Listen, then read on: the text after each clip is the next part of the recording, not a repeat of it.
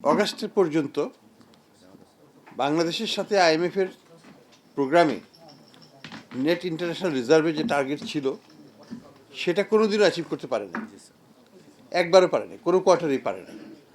কিন্তু অগাস্টের পর থেকে কোনো কোয়ার্টারে কিন্তু আমরা মিস করিনি।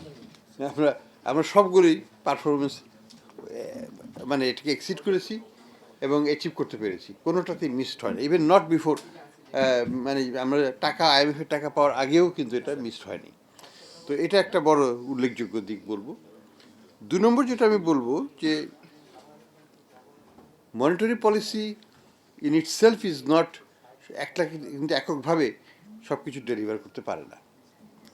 এখানে মনিটারি পলিসির সাথে ফিসক্যাল পলিসির একটা সমন্বয় হতে হয় এবং মানি মার্কেটটাকে একটা মেজর প্লেয়ার হচ্ছে সরকার আর ব্যক্তি খাত, এই দুটোর মধ্যেই মানি মার্কেটটা অপারেট করে, আর আমরা হচ্ছি রেগুলেটর।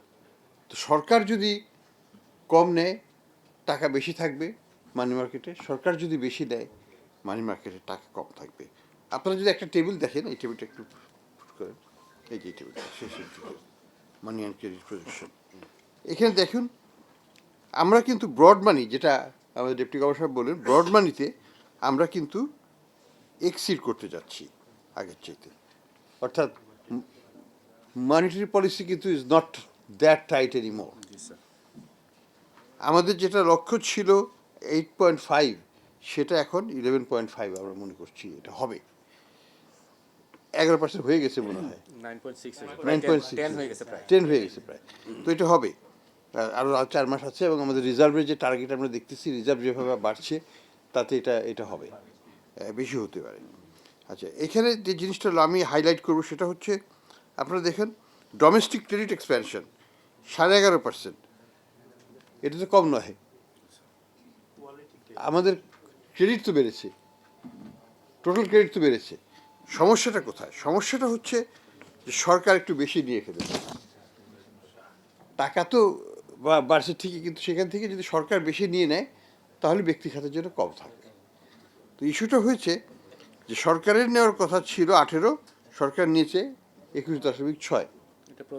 হ্যাঁ, যাই হোক, বর্তমানে যদি আমরা দেখি সেটাও, হ্যাঁ এখানে আরো বেশি হয়েছে, 20-এর জায়গায় হয়েছে 28.9।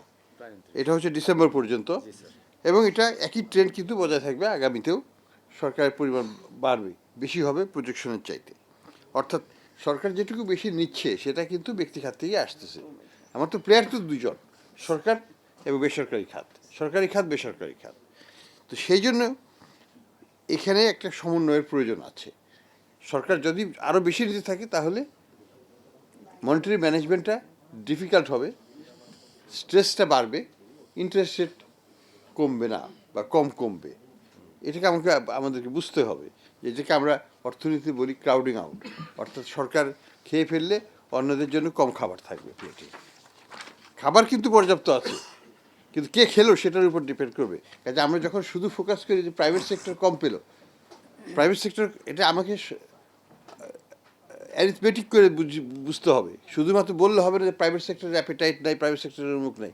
প্রাইভেট সেক্টরের হয়তো অ্যাপেটাইট আছে, কিন্তু আমাকে তো 100 টাকাই ভাগ করতে হবে।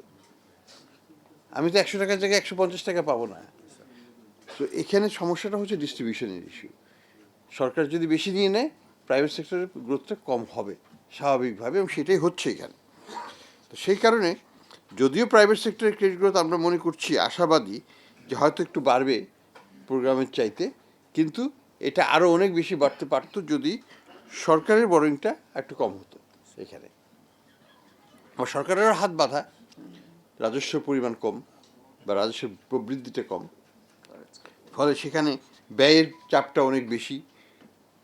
সরকারকে ব্যয় সংকোচন করার পরেও ব্যাপকভাবে ধার করতে হচ্ছে, এবং সেটারই প্রতিফলন মানি মার্কেটের উপর আসছে।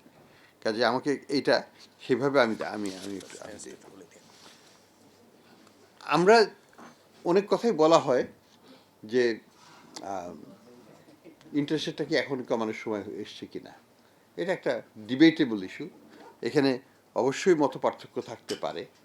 তা আমরা যেটা মনে করি যে আন্ডারলাইং প্রেশার কিন্তু কমের দিকে আছে, আমরা যদি আলাপ করি, যেটা দেখানো হলো ইল্ড কার্ভ, সরকার যে টাকাটা দিত মানে গভর্নমেন্ট বন্ড মার্কেটে, সেটা কিন্তু 1% মতো ফল করে গেছে। ওটা চার্টটা দেখিয়েছিল, ইল্ড কার্ভটা নিচে নেমে গেছে গত বছরের চাইতে। এবছরের ইল্ড কার্ভ নিচে নেমে গেছে।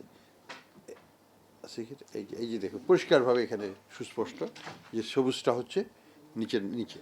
তো এই জিনিসটা আমাদেরকে ইন্ডিকেট করে যে বাজার কিন্তু নিম্নমুখী।